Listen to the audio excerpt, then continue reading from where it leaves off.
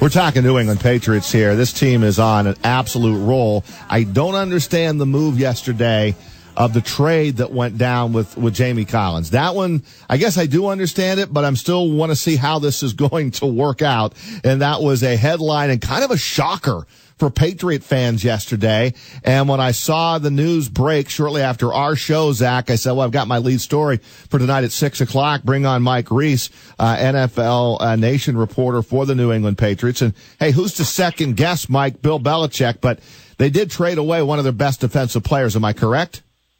Well, good morning, Roger. Good morning, Zach. And I would say that they certainly traded away. No, I don't think there's any doubt that they traded away one of their most talented and athletic defensive players, from a physical trait standpoint. I mean, Jamie Collins is unmatched. Of course, we know that there's more that goes into football than just physical traits, but we've seen Jamie Collins make a lot of wow plays for the Patriots, and this is obviously a wow trade. It is a wild trade. And then when you read into it, I guess I get it. The fact that when you get to the end of the season, Collins is going to be a free agent. They're going to disagree on the dollar amount of what, he's going to want and what the New England Patriots are going to want to pay him. So Bill Belichick is saying now, I don't want to deal with that then. Let's just get this done now. But isn't the New England defense, you talk about a team that is now penciled into the Super Bowl, and offensively, I get it. But defensively, not so fast. And what is this going to do right now, Mike, for the defensive side of the ball for New England? Who comes in to replace Jamie Collins? Well, so there's a lot to digest and dissect here. To answer the question, the short answer is a Landon Roberts, a sixth-round pick out of Houston. We've seen him out on the field, in the last month or so, and he's played pretty well on a very instinctive downhill run player who can also get to the sideline, and they have been very impressed with him. We just talked with the linebackers coach Brian Flores this morning as part of media availability, and he talked about how Roberts has made a lot of improvement since he came here. But, the point that I want to make is I think we can fall into a trap on this particular trade to just say, oh, it was about the contract and it was about the economics. It was a factor. Collins going to be a free agent after the year, and it was clear that, whatever he was going to think his value was on the market, the Patriots didn't value him the same way. So there is an aspect of the Patriots getting ahead of the situation, but I don't think that's the reason why. I don't think that's the primary driver for this decision. I think it was about football X's and O's and how this defense isn't playing the way they want it to play, and quite stunningly, as their actions tell us, they view Jamie Collins more as part of the problem than part of the solution, which, quite frankly, is stunning based on the player we're talking about, a Pro Bowler from last year. Mike, is there any validity to the rumors that Jamie Collins was, in a sort, bucking up against the Patriot coaches? So, we talked to the coaches this morning, and they pretty much disputed that. So I would say that, that's what they're saying. I'm going to give you my sense, and I'm going to give it to you with the context of, look, we don't always know everything that's going on behind closed doors, obviously, because that's, that this trade comes as a shock. Let me give you my sense as to what I think this is all about. I think Jamie Collins is a wildly talented player, has unbelievable physical traits. When he's on his game, there's probably no one better than him outside of a small handful of players in the league, maybe Luke Kuechly at that position, as we saw in Week 3 against the Texans. 14 tackles, interception, unbelievable game. But the inconsistency that we've seen from him going back to last year's AFC title game, my sense is probably what is maddening to the Patriots coaching staff. And they look at it last Sunday in Buffalo. I mean, it was eye-opening to me to see Jamie Collins as a part-time player. I mean, guys, let's just go on what we see. He played 48 out of 78 snaps. When has Jamie Collins ever come off the field? They had a football issue with him, and whether that's bucking up to coaches, I don't know that. They're saying it isn't. I'll take him at face value. I think it was probably more about the inconsistent level of play in their eyes than anything else. I wonder how Collins feels about going to Cleveland.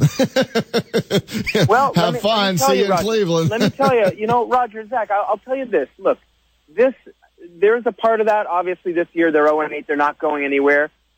His agent's on record as saying, look, there's a feeling that if they don't want you in New England, let's go to someone who does, and they want him. And if they're willing to pay him a high-level market deal, that team's playing hard right now for Hugh Jackson. They're trying to build something. I'll give you an analogy. A lot like the Patriots in 1993 when Bill Parcells came in. It can be rewarding to be part of a rebuilding process as long as, if you're Jamie Collins, you get that financial security you're seeking. I agree with you, Mike, on the Cleveland situation. We poke fun that, hey, look, you get tick off Belichick. Okay, there you go, buddy. We'll trade you right now, send you off. We'll bring a 6th-round pick down. He's better than you anyway. And we'll send you to Cleveland. Have a nice day. There is that. Right. But you know what? From a Cleveland standpoint, they have stockpiled, Mike, a ton of draft picks. They're loaded up in that area. I think Hugh Jackson is a really good football coach, and I think you bring in a guy like they just did here in Jamie Collins. I think this is a good move for the Cleveland Browns. Yes, and I'm going to build off what you said, the sort of Bill Belichick and tick him off, and you end up in Cleveland. I mean, in a lot of ways, it reminds me of what unfolded in September of 2009 when they traded Richard Seymour to Oakland, we said at that time, it's like going to a black hole, which, playing off the Oakland fans and the black hole there, because they weren't a very good team at that time. In a lot of ways, this is similar, but the difference to me, and I want to highlight it again, the Seymour thing was definitely contractual. They knew where that was headed. It wasn't in a good place. The contract is part of it with Collins, but I really think the football aspect of it, at face value, is a significant part of this decision for them, which is stunning. I'm not defending the trade. I mean, if you were to ask me, Jamie Collins, at the start of the year, where does he rank in terms of most important players on the defense? Probably would be like my 1, 2, or 3 guy. It's just that it's taken such a dramatic turn. That's what makes this so surprising. That was the headline yesterday. No doubt about it if you cover New England, and Mike Reiss does it better than anybody else. NFL Nation reporter joining us here on Big Board Sports. Mike, how about just in general the way this team is playing right now and everybody raving about the play of Tom Brady, and how can you not? Have you seen him play? You've been covering New England for a while. Have you seen him play at a higher level than what he's playing right now?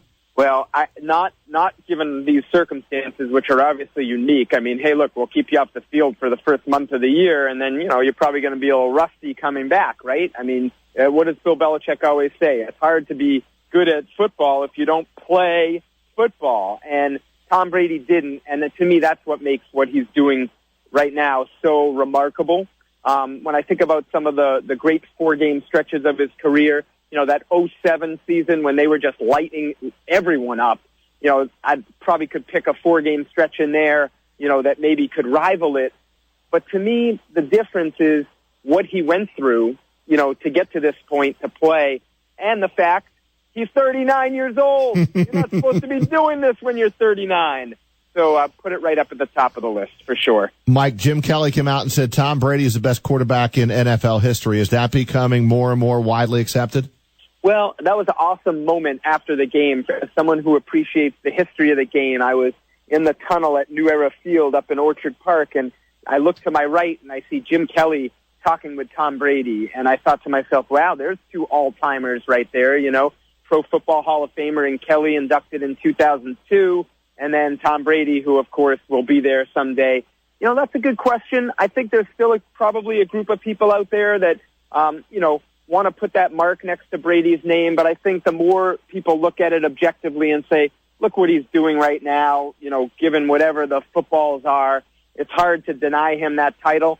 And that he's doing it this late in his career, I would say the momentum is building for more and more people to join, Jim Kelly and what he just said the other day. All right, Mike, listen, appreciate a few minutes. Good stuff on the A topic yesterday, and Jamie Collins kind of surprising New England fans, but a lot of good reasons as to why that went down. And just one more time, who is this Belichick genius 6th-round pick that we're going to see now on the football field? So it's a Landon Roberts, number 52. He's a smaller linebacker, so he doesn't meet the sort of physical prototype you might expect, but he's sort of, flashed a little bit, earlier this year. Very instinctive player. When I asked Bill Belichick just about smaller linebackers who play bigger than their size, talked about London Fletcher, the longtime linebacker with the Rams and Redskins, Ray Lewis.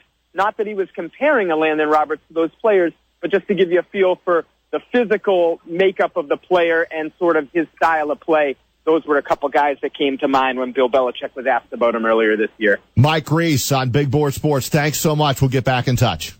All right, guys. Have a great day. You bet. NFL Nation reporter, New England Patriots, Mike Reiss.